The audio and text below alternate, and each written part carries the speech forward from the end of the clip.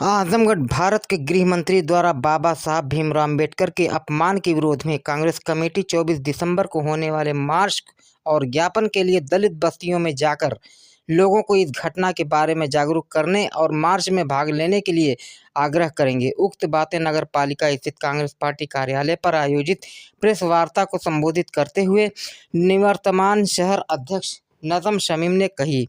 उन्होंने कहा कि इसके लिए सभी ब्लॉक अध्यक्ष, वार्ड अध्यक्ष, नगर कमेटियों को निर्देश दिए जा चुके हैं। बाबा साहेब पर अपमानजनक टिप्पणी किसी भी तरह बर्दाश्त नहीं की जा सकती। जिला कांग्रेस कमेटी के निवर्तमान उपाध्यक्ष रमेश राजभर ने कहा कि अंबेडकर की विरासत की रक्षा के लिए हमारी प्रतिबद्धता के संकल्प को आगे बढ़ाना है, जो देश के लिए न्याय और समानता के प्रतीक है। हम कांग्रेस जन अमित शाह के इस्तीफा की मांग पर अटल हैं। जब तक अमित शाह इस्तीफा नहीं देंगे, हम विरोध प्रदर्शन जारी रखेंगे।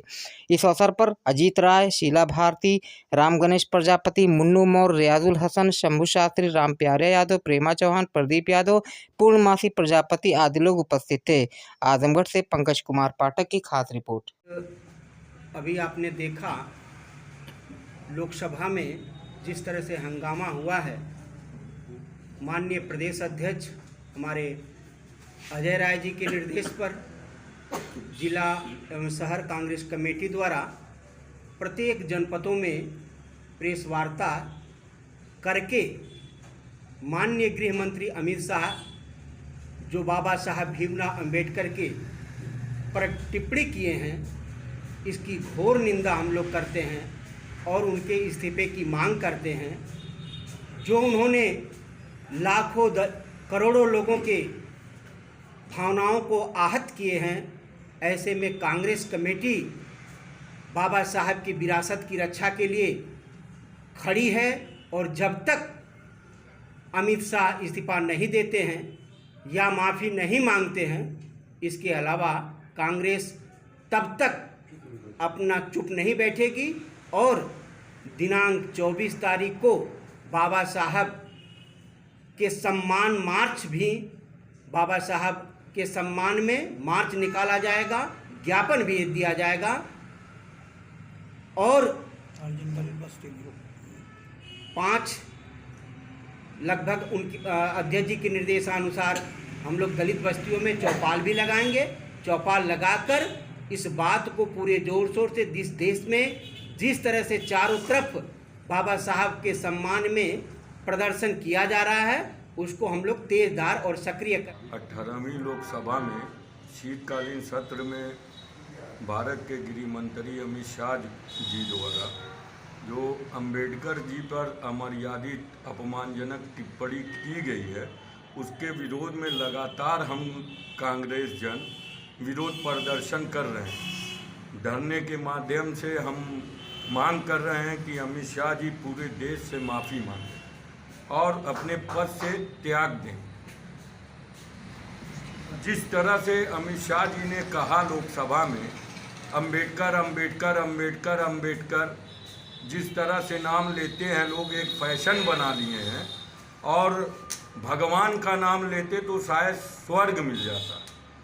भगवान और अंबेडकर जी की स्थिति में अंतर है। अंबेडकर जी सामाजिक न्याय के प्रणेता हैं।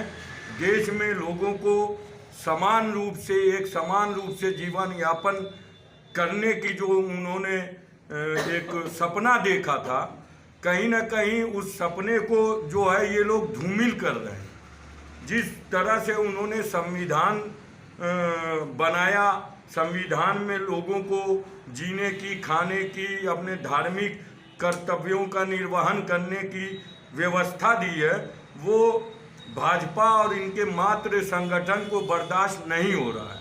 जो उन्होंने कहा है अंबेडकर अंबेडकर अंबेडकर, अंबेडकर जी को जी लगाया जाता है सम्मान में, क्योंकि वो भारत के एक महानतम नेता हैं।